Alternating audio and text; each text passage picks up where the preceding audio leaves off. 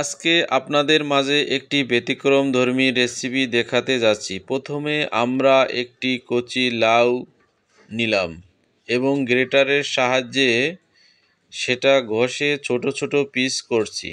আমি ও আমার বোন দুজনে মিলে আজকে রেসিপি তৈরি করছি। এখানে গ্রেটারে ঘষার পর আমরা ঘষার আগে দুধ জাল দিয়ে রাখছি এবং গুড় জাল দিয়ে রাখছি। গ্রেটারে ঘষার পর আমরা গরম পানির ভিতরে দেব এই লাউর অংশগুলো, সেখান থেকে উঠিয়ে আবার ঘির ভিতরে দিয়ে আমরা পাক করব।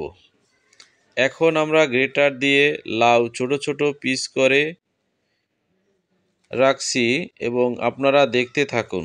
খুব সুন্দর রেসিপি। এই যে আমরা এখন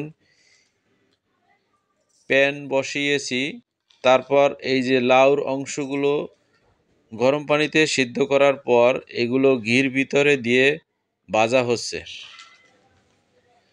আসলে খাবারটা খেতে অনেক ভালো লাগছে।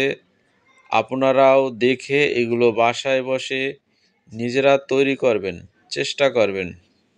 খুব সুন্দর লাগে আসলে। দেখতে থাকুন। এরপর আমরা ঘি দিয়ে এখন ভাজতেছি। তারপর আমরা দুধের ভিতরে এগুলো দিয়ে দেব। তারপর আমরা গুড়ের অংশ ঠিক করে রেখেছি, ওটা ঢেলে দেব দুধের অংশের ভিতরে। ইনশাআল্লাহ দেখতে থাকুন, আমি আপনাদের এক এক করে দেখাচ্ছি। এই যে এখন শেষ।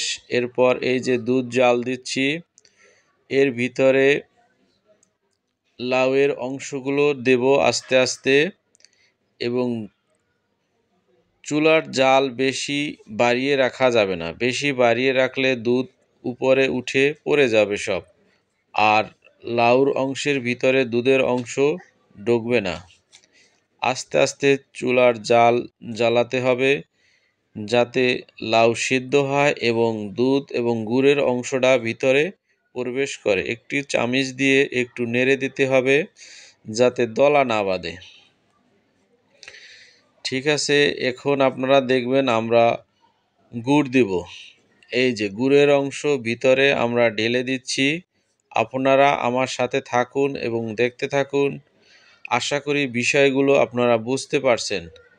আপনারা নিজেরা যদি রেসিপিটা ভালো লাগে কমেন্টস করে আমাকে জানাবেন।